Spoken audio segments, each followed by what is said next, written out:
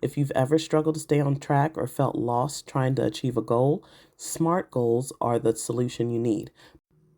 Hey everyone, welcome back to the Productivity Standard. Today we're talking about how to set SMART goals, goals that are specific, measurable, achievable, relevant, and time bound. By the end of this video, you'll know exactly how to set clear and actionable goals that you can actually accomplish. So let's get started. SMART goals are a proven framework for effective goal setting. The concept was first introduced in 1981 by consultant George T. Doran, and it's been helping people reach their targets ever since. Each letter in SMART stands for a key element that makes your goals clearer and more achievable. Let's break down what each letter means, starting with S for specific.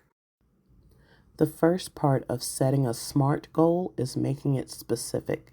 You want your goal to be clear and precise so there's no ambiguity.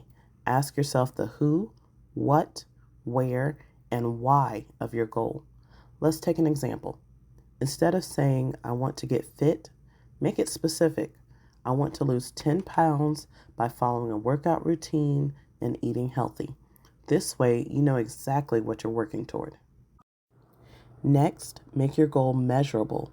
A measurable goal includes criteria to track your progress so you can see how far you've come. Ask yourself, how will I know when I've achieved this goal? Let's build on our previous example. Instead of just wanting to exercise more, a measurable goal would be work out 3 times a week for 30 minutes. This way, you can track whether you're hitting your targets. The third part of SMART goals is achievable. Your goal should stretch you, but it also needs to be realistic. Setting a goal that's too far out of reach can lead to frustration and burnout. Think about whether you have the skills, resources, and time to achieve this goal. For example, if you want to run a marathon but haven't started training, it's more realistic to set a goal to run a 5K first. Next is relevant. This means your goals should align with your broader life goals, values, and priorities. Ask yourself, why is this goal important to me? A relevant goal aligns with what matters most to you. If health is a priority, a goal to exercise regularly is relevant. But if you're more focused on career advancement, a goal to gain new job skills might be a better fit. Okay, we're going to pause right here for a second because I think this concept is super important. I think we can sabotage ourselves unknowingly when we're developing goals, especially relevant ones. So we're going to look at some conflicting SMART goals. I got 5 examples for you, so bear with me. So your first goal is to save $10,000 this year. You're going to set aside $833 per month. You plan on cutting your unnecessary expenses. You're going to increase your income. And you're doing this because you want to build an emergency fund and you want it done by December 31st. But you also plan on taking a luxury vacation this summer. You're going to spend $5,000 on this trip. You plan on booking the tickets and the accommodations by June. And the purpose is to live it up, to relax, explore new places. And you want to have this trip done by July the 15th. Do we see the conflict here? So your saving for your emergency fund conflicts with spending this large amount on this luxury vacation because it's in the same time frame. I feel like I may have hurt some feelings with that one, but we're going to keep right on moving. Example number 2. You're planning on spending 10 hours a week playing video games. You're going to track the hours on a gaming app. You're planning on setting aside 2 hours daily after work. And what's the purpose? It's so that you can wind down after a long, stressful day at work. It's to enhance your relaxation, to vibe out. And you're going to do this over the next 3 months. So the issue with that goal is if your broader life goal is career advancement or fitness, dedicating excessive time to gaming isn't relevant and may detract from more meaningful objectives. Example number 3.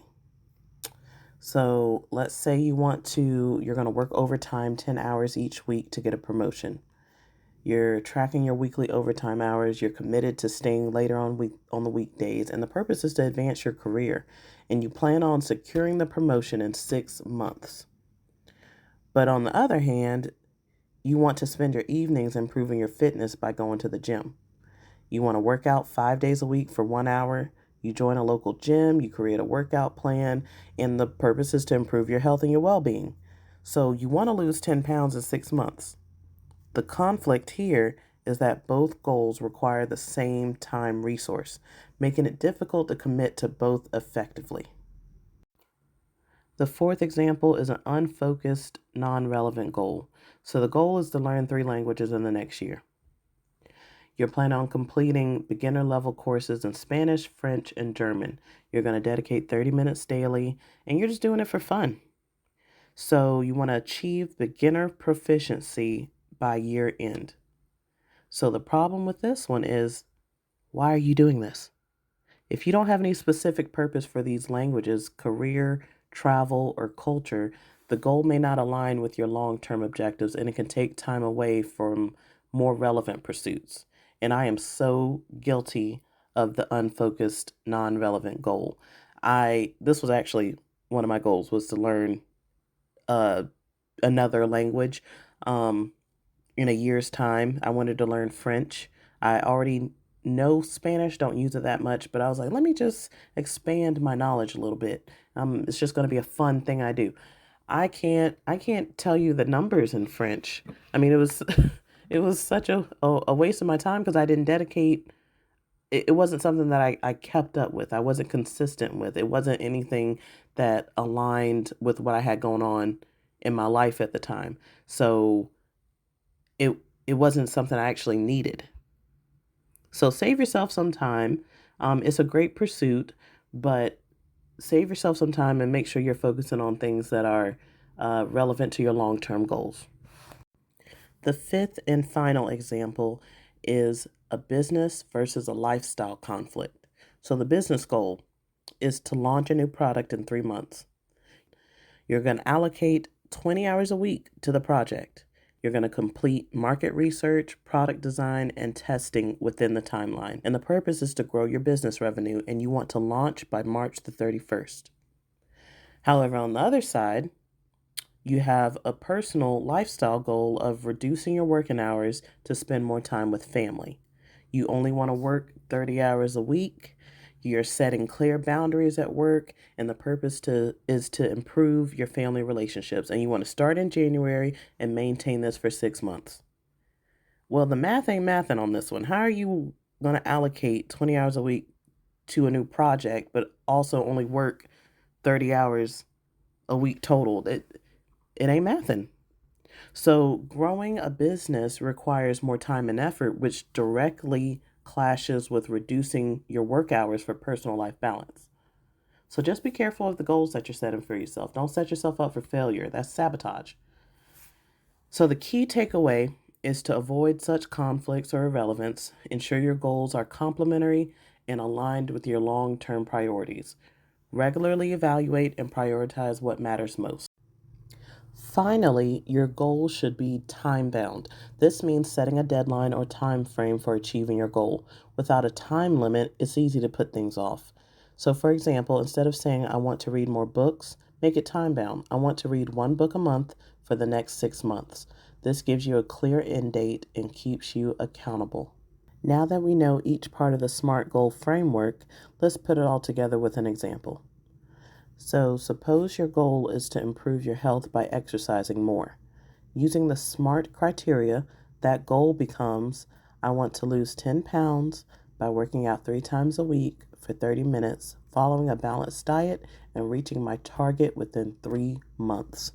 Now, that's a goal that's specific, measurable, achievable, relevant, and time bound. You have a clear target, a way to measure it, a realistic approach, a meaningful reason, and a set time frame. Setting SMART goals is one thing, but sticking with them is another. Here are a few tips to stay on track. 1. Break your goals into small steps. Create mini goals that are easy to accomplish. 2. Track your progress. Use a journal or an app to record your achievements. 3. Reward yourself.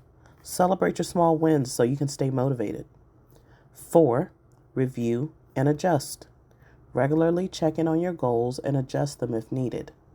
By following these tips, you can keep your momentum and make your SMART goals a reality.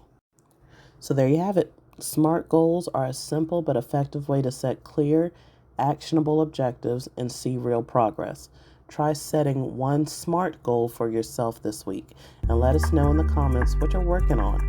Don't forget to hit that like button if you found this video helpful and subscribe for more productivity tips and strategies.